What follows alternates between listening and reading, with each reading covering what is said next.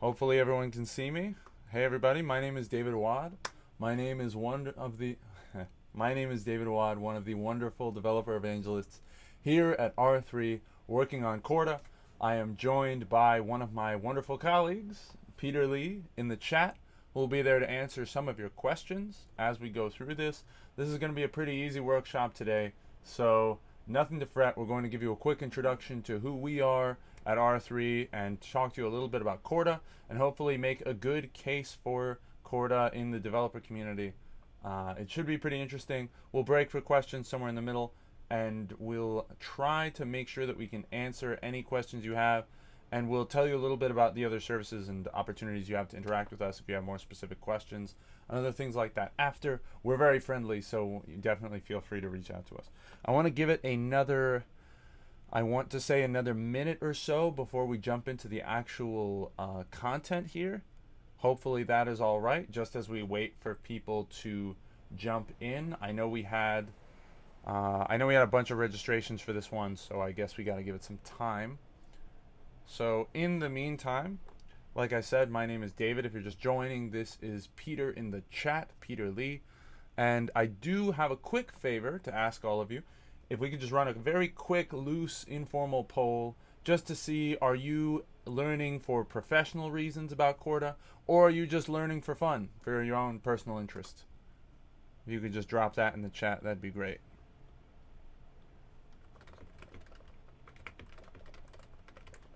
Are you learning for professional reasons or just for personal? Just type a P or an L based on whichever you're planning on doing. If you're here for professional or for personal reasons. Just learning or for professional. Awesome. And stream health looks good. We're now at about 5:02, so I think I can basically just jump into it. So this is Corda 101. If you're watching this, that's what you've signed up for. Thank you. We appreciate it. The first things first. I'll tell you a little bit about some of the references we have to offer you throughout this. If you have any things that you want to look into a little more, starting with our Slack. You can find us on our public developer Slack, where we talk to Corda developers and blockchain developers from all around the world on slack.corda.net. You can also find our documentation on docs.corda.net. We have a free developer training available to you on training.corda.net. And our GitHub repository, Corda is open source, and you can find that on github.com/Corda. You can email my team at devrel@r3.com. You can also find us on Twitter at Corda Blockchain, at Inside R3 with the hashtags Corda and R3. So, all of that being out of the way, I'll tell you a little bit more about some of the philosophy underpinning Corda and what it is, right? So Corda is a distributed ledger technology. We believe that distributed ledger technology reduces cost and time to market while increasing the speed of business. Hence, our company was founded with this belief in around September of 2014. We held our first roundtable in New York attended by 8 banks looking to understand blockchain. A little bit of time goes by and we end up with a partnership of 9 banks that design and deliver advanced distributed ledger technologies to global financial markets. A little bit more time goes by and we build a consortium of banks that grows to about 42 members. Another year or so roughly goes by and we create our first general availability release of Corda open source, which is pretty fantastic, and that was a great addition to our architecture working group that we were building with these other institutions to come up with an enterprise grade blockchain architecture that we've been developing over quite a while now. So a little bit more time goes by and we end up at July 2018, where we published Corda Enterprise 3.0, which was our first 100% compatible release with Corda open source, kind of moving towards that open core model that you see with a lot of similar kinds of businesses. And by August of 2018, our ecosystem had grown to about 200 financial institutions, regulators, trade associations, and professional services firms and tech companies. Probably worth mentioning as well that myself and Peter are based out of New York, and we have offices in the UK, in in Mumbai and other parts around the world. You can find our employees in a lot of different places. So wherever you are, you can probably find us. That being said, we now have an ecosystem of about 350 plus companies across industry. We kind of recreated a lot of the existing business networks with banks, single member enterprises, corporates. We have the ability to kind of grow your network now by joining different Corda networks that are out there in order to participate in transactions with some of these entities. We offer some fantastic delivery partners to collaborate with when it comes to taking your actual Corda apps that you build using Corda into production. And of course, we have some integrations and some partnerships we built with all of the big infrastructure providers, such as AWS, Hewlett Packard, Intel, Microsoft, Azure, Oracle, etc. So if you have questions about some of those specific partnerships and some guides for deployment on some of those cloud providers, you can definitely ask us after, and I can get you some links to those. So where are we going with this? The blockchain 1.0, 2.0 philosophy of looking at decentralized ledger technology, we have found was a little bit lacking. It lacked robust identity features, it certainly lacked speed, it lacked real privacy, and it lacked meaningful integration with other services within the kinds of networks that we were trying to serve, especially in the enterprise. So we ended up developing what we like to call the third generation blockchain, Corda. We like to call it the blockchain for business. It's applicable to all industries. It's the only blockchain built specifically for businesses that offers privacy, scalability, and interoperability from the start and the ground up.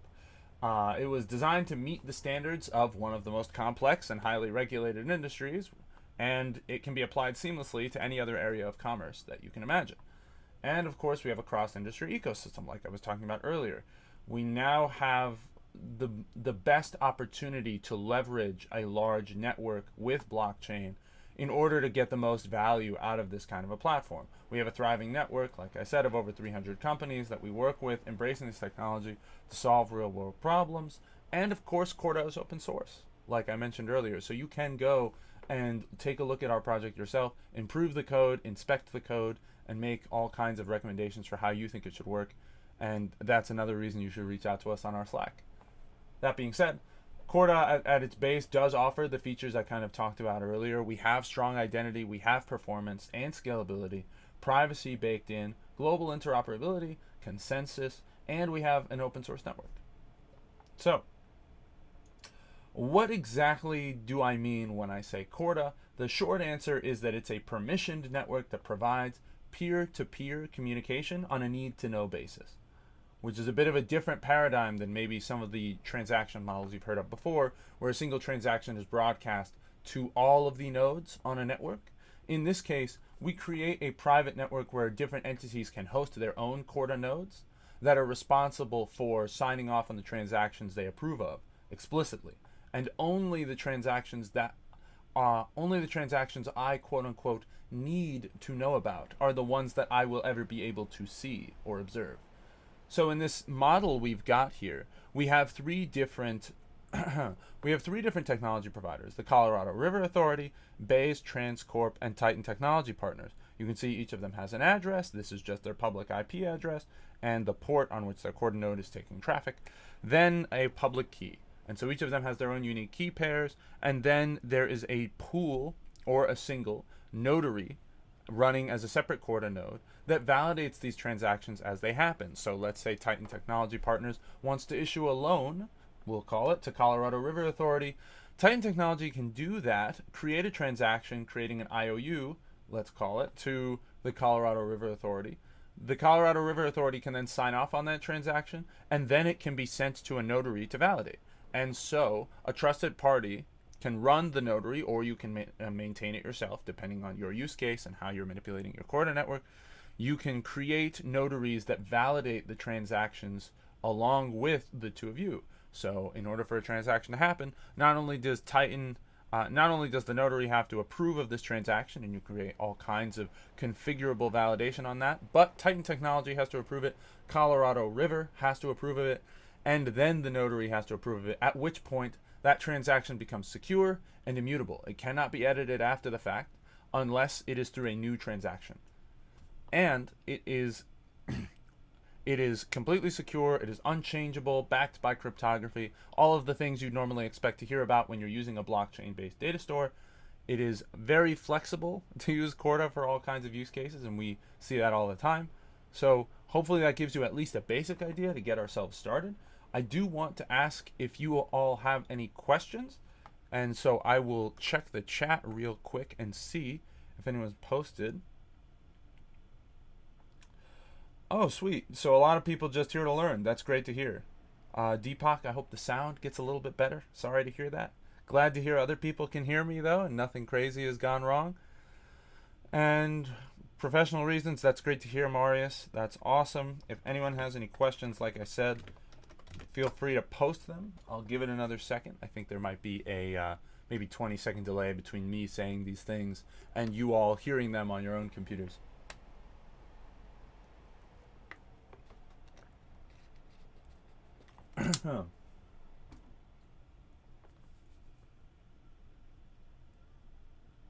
It's actually interesting. We were just talking to a company today that plans on maintaining a separate Corda network entirely for their customers. And so they will be provisioning actually Corda accounts, which will be existing in one single Corda node for each of their customers.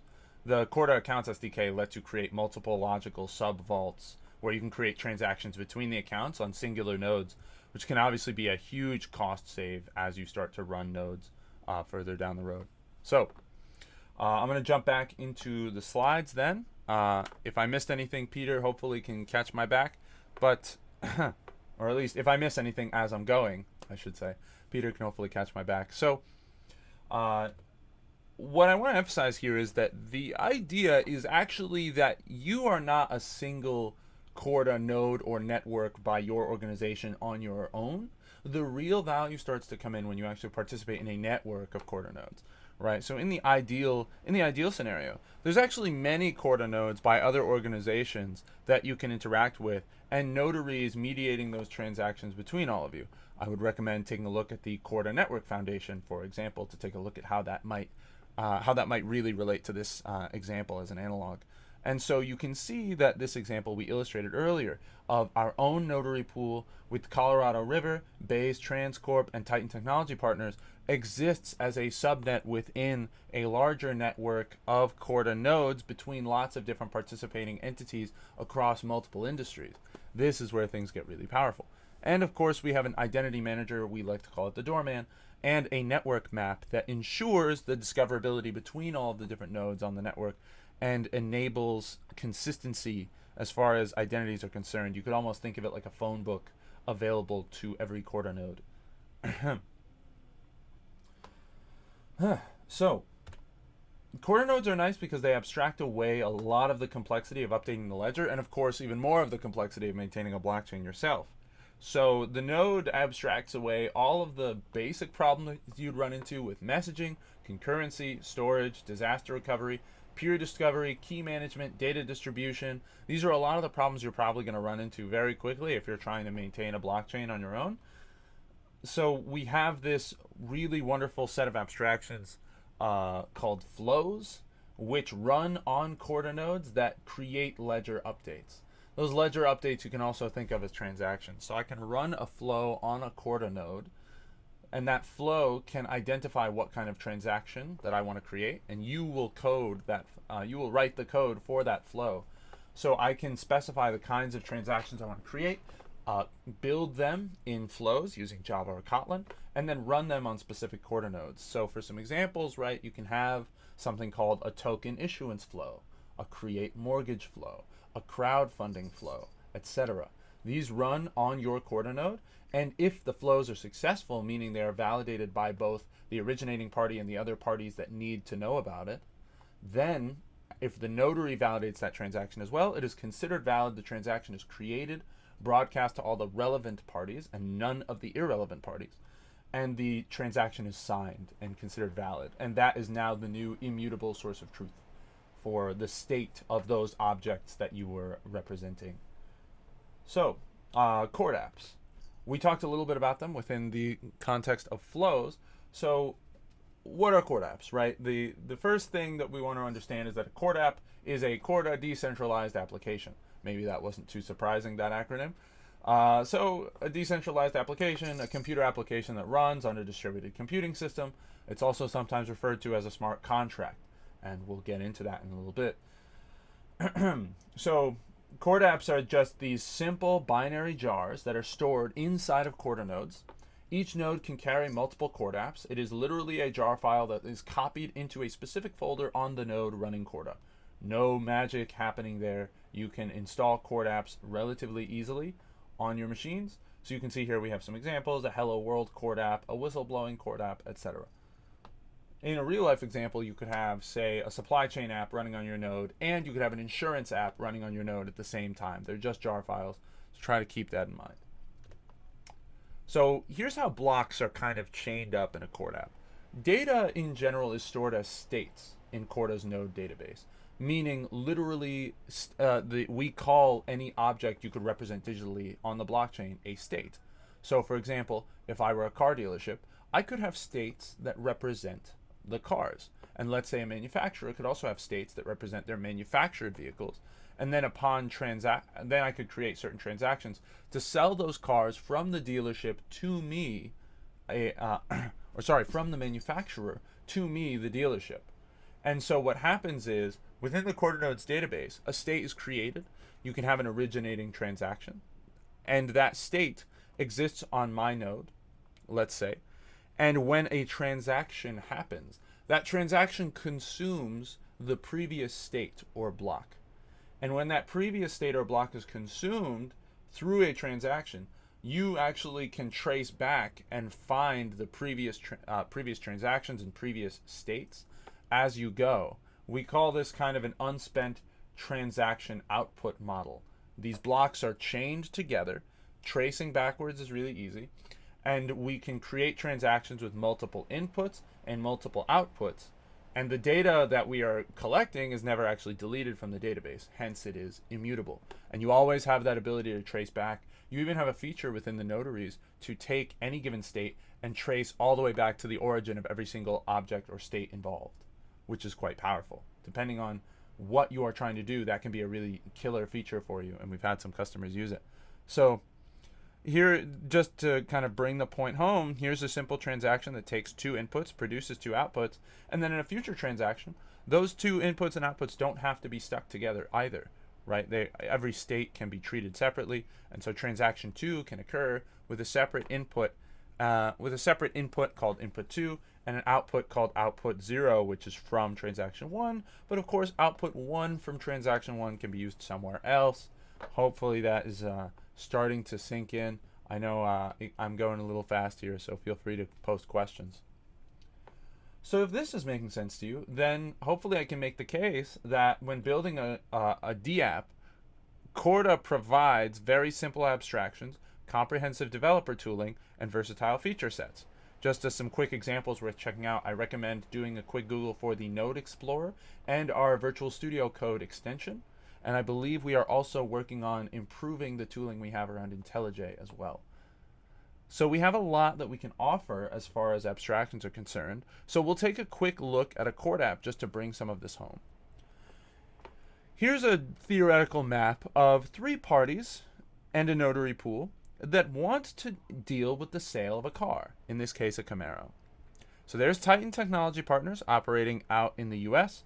There's Bayes Transcorp inside of the European region, and Acme International out there with, in their vault, a bunch of currency, right? They have some money. They want to create a transaction between themselves, Acme International and Titan Technology Partners. The transaction is relatively intuitive. They create a transaction transferring the ownership of some money in exchange for a Camaro, right? So on the other side of it, in that vault of both of these consumers, one will contain $500 inside of its vault after this transaction. The other will contain a Camaro after this transaction. The digital representation of such, that is. The nice thing is that once this transaction is approved by both, there is a set of contract rules that are executed when the transaction is happening that actually verifies all kinds of important and relevant details about this transaction.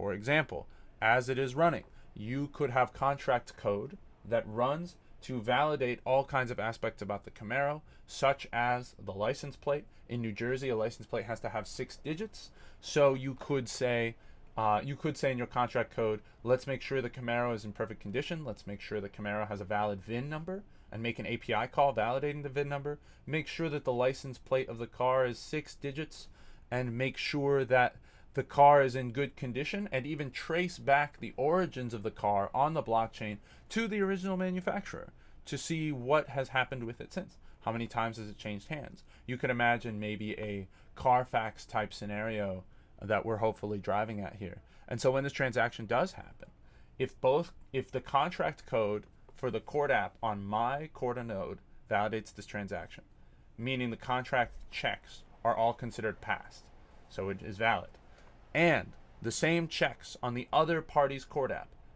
also are successful, they all pass, and the transaction is considered valid, and the notary approves of this transaction. Let's say the notary is interested in validating that this transaction happens in a certain time window, which can become a lot more useful, let's say if you're doing high frequency stock trading, or just doing stock trading in general, and you want to make sure that a particular transaction happens within 24 hours. For example, purchasing an options contract or something like that. Only then, when the notary pool has approved of that transaction that both of the, or I should say all of the parties involved in a transaction are involved in, then it is approved. And so what we give you in Corda is the ability to define the contract code, the objects themselves, and the flows, and how those flows will collect the signatures from the relevant parties, and how those flows will respond when flows are attempting to communicate with their Corda nodes. So you'll end up writing a paradigm of, here is the flow as far as the outgoing communication is going to look from my node, and you can also identify all kinds of code that is triggered as a response to a flow that is running against your Corda node, which can, as you can start to imagine, allow you to adjust to a wide variety of use cases. So if all of this is making sense, then I definitely recommend taking a look at our developer bootcamp. You can find these links. I will post them in the chat as well. I will make sure to get these to you guys. Let me see if I can paste them out. Interesting. The computer does not want to cooperate. All right, I'll post these in the chat in just a second. So we have our next, if you want to go to the next step, you can grab our developer bootcamp, where Peter and I and other members of the DevRel team will walk you through the code involved in building a Corda app. It's relatively straightforward, you'll be happy to know. And of course, I would be remiss if I didn't mention our upcoming CordaCon, where we're going to be talking about all kinds of new features, not just about Corda 4.6, but making announcements for roadmaps in the future and other interesting blockchain use cases we've found with customers. And we have a great speaker lineup, including, I believe, some people on my team as well who will be speaking there. So I highly recommend taking a look at that. It should be a lot of fun. And so with that, I want to thank you all for watching. I hope you enjoyed this video. If you did, please click the like button underneath this video. Click the subscribe button for this YouTube channel. And if you want to find out about more videos like this, hit the notification bell. And by all means, reach us on r3.com, corda.net, LinkedIn, Twitter. You can find myself, Peter, Ashutosh, and the rest of the team on slack.corda.net, where we hold regular office hours helping developers with blockchain problems around the world.